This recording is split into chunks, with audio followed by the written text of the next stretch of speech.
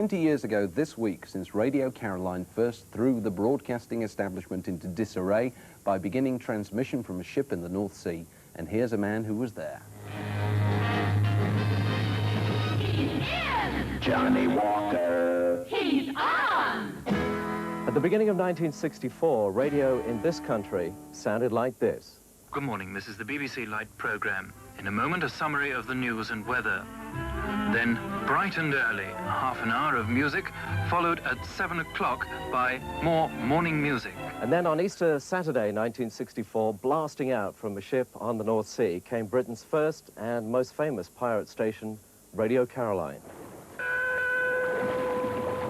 You're tuned to Radio Caroline on 199, England's first commercial radio station and your all-day music station.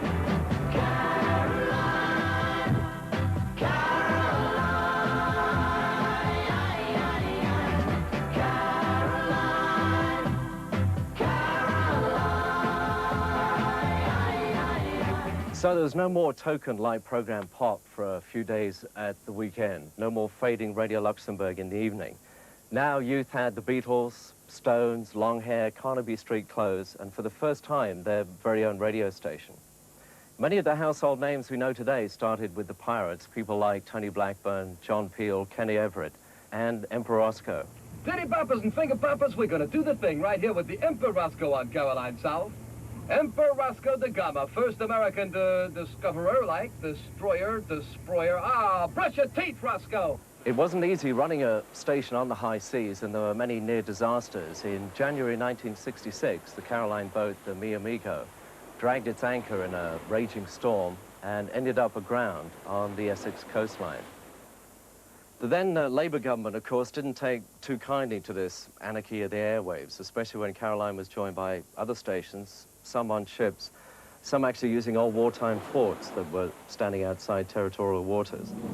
You're hearing things You're hearing things on Wonderful Radio London. Caroline was joined by Radios London, 270, Radio Scotland, Britain Radio, Radio England, Radio City. Despite the incredible popularity of pirate stations, the government eventually decided to introduce new laws to close them down. One by one, stations went off the air. Caroline, being the first, decided to continue, and at 12 midnight on August the 14th, I had the honor of making this announcement to an audience estimated in the region of 25 million radio listeners. This is Radio Caroline. It is now 12 midnight.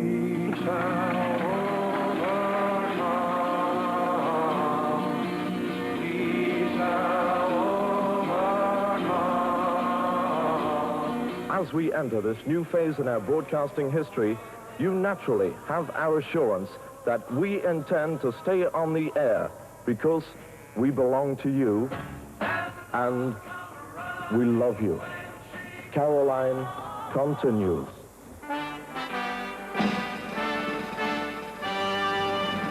Going back in time on the sounds of the nation, it's the Caroline Flashback.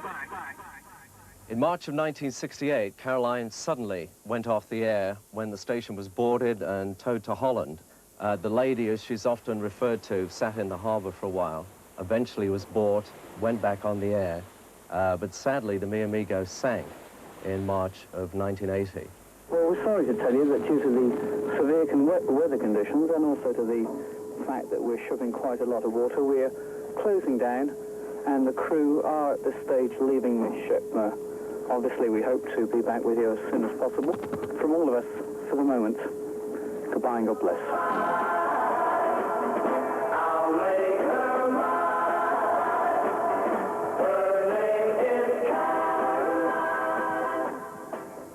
Extraordinary scenes, Johnny. Is that boat still there, cluttering up the floor of the ocean? It is. It's at the bottom of the ocean. I mean, we did think at one time it was actually resting on a mountainous pile of Heineken beer cans, which eventually gave way.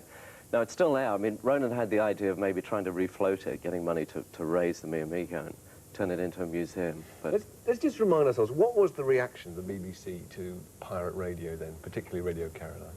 Extreme jealousy, I think, at the beginning, at the huge numbers of people that we were getting listening in. And they did own up that they totally underestimated the impact that had happened from the Beatles and all those other groups. I mean, there's a whole youth explosion. So what was the main in the effect early then? 60s. Presumably it made them, it sort of accelerated the process of their endorsing modern music, as it were. Well, I mean, it has to be remembered that all those people that worked on pirate radio in those days were responsible for Radio 1 and all the stations that have happened since.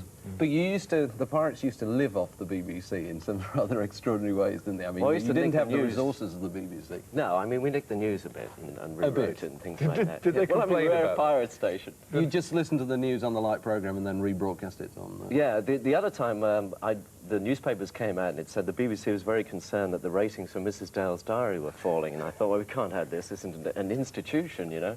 So, and this was after the passing of the bill, so it was all highly illegal stuff. So I rebroadcast Mrs. Dale's Diary at 11 o'clock in the morning and then in the afternoon. And I thought it'd be rather interesting that the entire cast of Mrs. Dale's Diary were technically liable to imprisonment under the Marine Offences Act. And Jessie Matthews, who was playing Mrs. Dale at the time, thought it was disgusting and that Johnny Walker should be put in jail for this. But people like yourself and all the other pirate DJs, or a lot of them, subsequently went to work for Radio 1. I mean, what was the reaction when you came ashore and came legal after having done things like that? Well, I mean, the BBC really wanted to try and recreate the pirate sound. I mean, they nicked Radio London's jingles. It was wonderful Radio 1. There's no two ways about that, and all the offshore DJs as well. There was a policy, I think, because I stayed on into the illegal phase, that don't touch Walker for a year. So I was driving trucks and things for a year, and then eventually when I saw if I wanted to stay in radio, it had to be Radio 1, so I joined in 1969. Do you think there's still room for more pirate radio now? I mean, there are quite a lot of... Well, I mean, there's room for more radio. I think we should have a national commercial station equivalent of radios 1, 2, 3, and 4. And then open up a lot more local radio stations. I mean, I worked for 5 years in San Francisco, population of 4 million people with 50 radio stations. And there's no reason why London can't have at least 15 or 20 stations. The types of pirate stations that are going at the moment, like Phoenix Radio, Radio Amanda, and the Dread Broadcasting Company in London, are very particular types of music. You know, they're either punk or they're rock or the black music and soul. Do you think when cable arrives, that might possibly replace what the pirates are doing now? No, you see, the government can move really quick. They say, right, we want cable TV, right, let's go, you know. So we're going to have multi-channel cable TV. They're going to take until 1996 to chuck the police and ambulance and the services off FM and open up that band for radio. We could move a lot faster, and we could have a lot more legal radio stations now, giving people a lot more choice of all types of music. You know? Thanks very much for coming along, Johnny. More music now from the